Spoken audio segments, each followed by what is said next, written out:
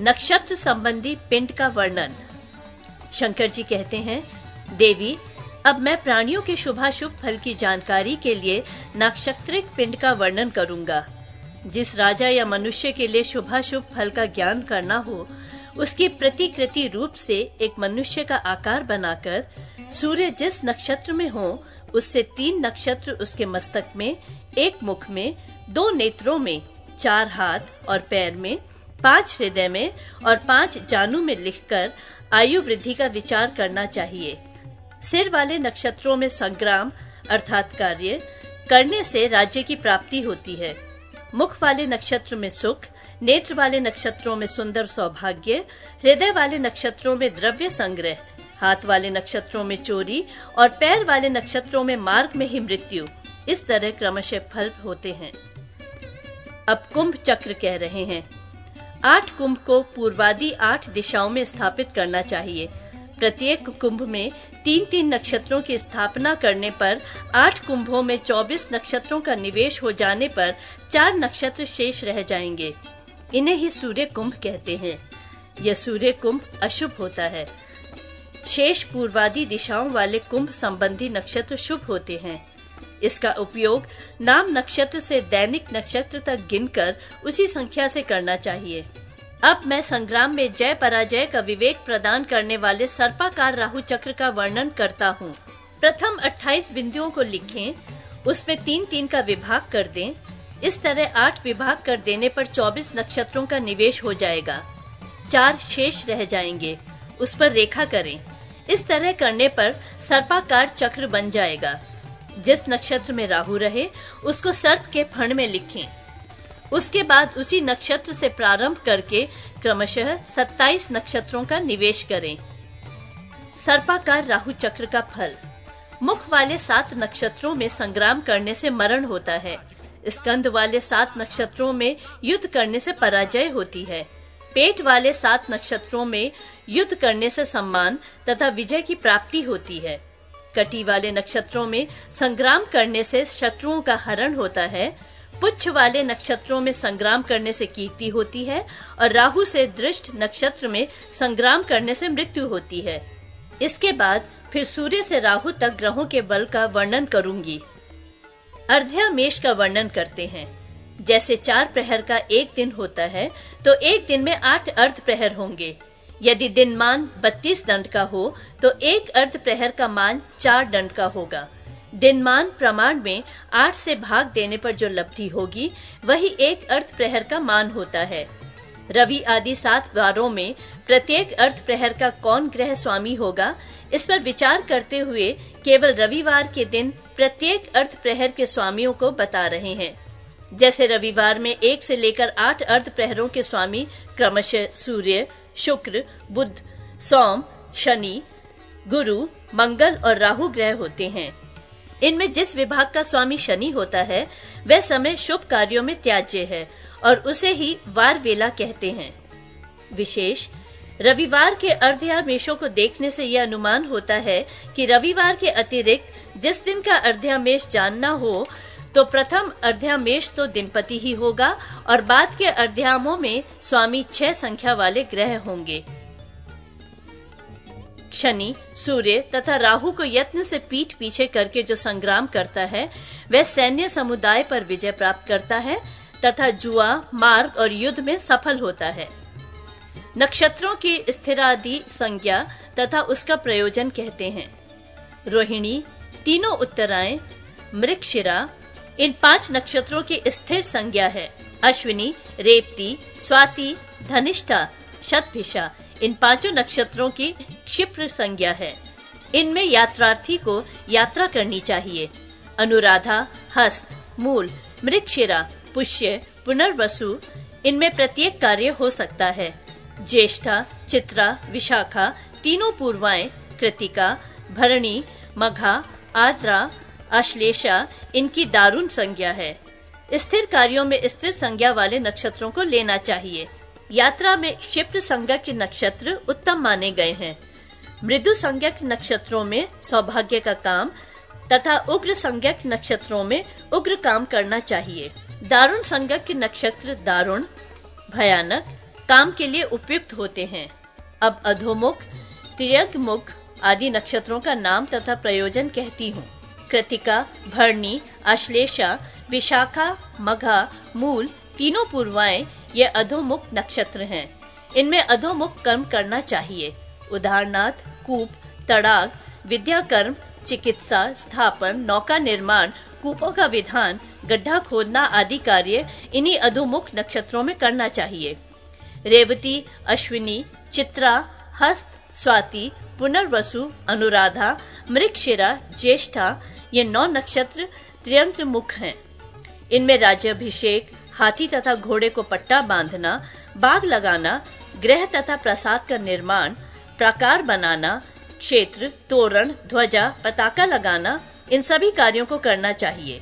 रविवार को द्वादशी, सोमवार को एकादशी, मंगलवार को दशमी, बुधवार को तृतीया, बृहस्पतिवार को षष्ठी, शुक्रवार को द्वितीया, शनिवार को सप्तमी हो तो दग्ध योग होता है।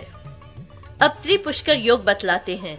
द्वितीया, द्वादशी, सप्तमी 3 तिथियां तथा रवि, मंगल, शनि 3 वार ये 6 त्रिपुष्कर हैं तथा विशाखा, कृतिका दोनों उत्तरायण, पुनर्वसु, पूर्वा भाद्रपदा ये 6 नक्षत्र भी त्रिपुष्कर हैं।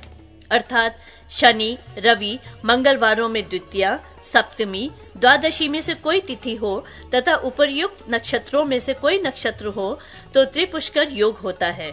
त्रिपुष्कर योग में लाभ, हानि, विजय, वृद्धि, पुत्र जन्म, वस्तुओं का नष्ट एवं विनष्ट होना ये सब त्रिगुणित हो जाते हैं। अब नक्षत्रों की स्वक्ष, मध्याक्ष, मंदाक्ष और अंधाक्ष संज्ञा तथा प्रयोजन कहते हैं। अश्विनी, भरणी, आश्लेषा, पुष्य, स्वाति, विशाखा, श्रवण, पुनर्वसु ये दृढ़ नेत्र वाले नक्षत्र हैं और 10 दिशाओं को देखते हैं। इनकी संज्ञा स्वक्ष है। इनमें गई हुई वस्तु तथा यात्रा में गया हुआ व्यक्ति विशेष पुण्य के उदय होने पर ही लौटते हैं। दोनों आषाढ़ नक्षत्र, रेवती, चित्रा, पुनर्वसु ये 5 नक्षत्र केकर हैं अर्थात मध्याक्ष हैं। इनमें गई हुई वस्तु विलंब से मिलती है। कृतिका, रोहिणी, मृगशिरा, पूर्वा फागुनी, मघा, मूल, ज्येष्ठा, अनुराधा, धनिष्ठा, शतभिषा, पूर्वा भाद्रपदा ये नक्षत्र चिपिटाक्ष अर्थात मंदाक्ष हैं। इनमें गई हुई वस्तु तथा मार्ग चलने वाला व्यक्ति कुछ ही विलंब में लौट आता है। हस्त, उत्तरा भाद्रपदा, आर्द्रा, पूर्वाषाढ़ा ये नक्षत्र अंधाक्ष हैं। इनमें गई हुई वस्तु शीघ्र मिल जाती है, कोई संग्राम नहीं करना पड़ता। अब नक्षत्रों में स्थित गंडांत का निरूपण करता हूँ। अब नक्षत्रों में स्थित गंडांत का निरूपण करती हूँ। रेवती के अंत के 4 दंड और अश्विनी आदि के 4 दंड गंडांत होते हैं। इन दोनों नक्षत्रों का एक प्रहर शुभ कार्यों में प्रयत्न पूर्वक त्याग देना चाहिए।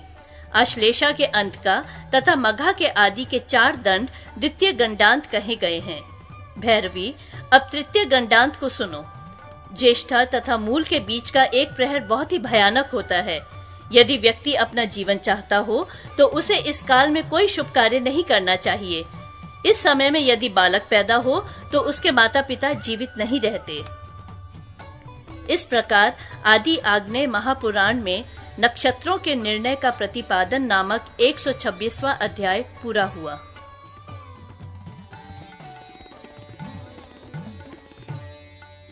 विभिन्न बलों का वर्णन। शंकर जी कहते हैं, विषकुंभ योग की 3 घड़ियां, शूल योग की 5 गंड तथा अति गंड योग की 6 व्याघात तथा वज्र योग की 9 घड़ियों को भी सभी शुभ कार्यों में त्याग देना चाहिए। परिग, व्यतिपात और वैधृति योगों में पूरा दिन त्याज्य बतलाया गया है। इन योगों में यात्रा, युद्धादि कार्य नहीं करने चाहिए। देवी, अब मैं मेषादि राशि तथा ग्रहों के द्वारा शुभाशुभ निर्णय बताता हूँ। देवी, अब मैं मेषादि राशि तथा ग्रहों के द्वारा शुभाशुभ निर्णय बताती हूँ। जन्म राशि के चंद्रमा तथा शुक्र वर्जित होने पर ही शुभदायक होते हैं। जन्म राशि तथा लग्न से दूसरे स्थान में सूर्य, शनि, राहु अथवा मंगल हो तो प्राप्त द्रव्य का नाश और अप्रताप का अलाभ होता है तथा युद्ध में पराजय होती है। चंद्रमा, बुध, गुरु, शुक्र ये दूसरे स्थान में शुभ प्रद होते हैं। सूर्य, शनि, मंगल, शुक्र, बुध, चंद्रमा, राहु ये तीसरे घर में हो तो शुभ फल देते हैं। बुध, शुक्र चौथे भाव में हो तो शुभ तथा शेष ग्रह भयदायक होते हैं। बृहस्पति, शुक्र, बुध, चंद्रमा ये पंचम भाव में हो तो अभीष्ट लाभ की प्राप्ति कराते हैं। देवी अपनी राशि से छठे भाव में सूर्य, चंद्र, शनि, मंगल, बुध ये ग्रह शुभ फल देते हैं, किंतु छठे भाव का शुक्र तथा गुरु शुभ नहीं होता। सप्तम भाव के सूर्य, शनि, मंगल, राहु हानिकारक होते हैं तथा बुध, गुरु, शुक्र सुखदायक होते हैं। अष्टम भाव के बुध और शुक्र शुभ तथा शेष ग्रह हानिकारक होते हैं। नवम भाव के बुध, शुक्र शुभ तथा शेष ग्रह अशुभ होते हैं। दशम भाव के शुक्र सूर्य लाभकर होते हैं तथा शनि, मंगल, राहु, चंद्रमा, बुध शुभकारक होते हैं। 11वें भाव में प्रत्येक ग्रह शुभ फल देता है, परंतु 10वें बृहस्पति त्याज्य हैं। द्वादश भाव में बुध, शुक्र शुभ तथा शेष ग्रह अशुभ होते हैं।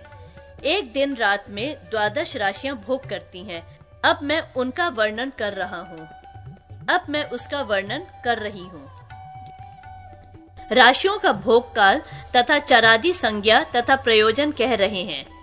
मीन, मेष, मिथुन इनमें प्रत्येक के 4 दंड, वृष, कर्क, सिंह, कन्या इनमें प्रत्येक के 6 दंड, तुला, वृश्चिक, धनु, मकर, कुंभ इनमें प्रत्येक के 5 दंड भोग काल हैं।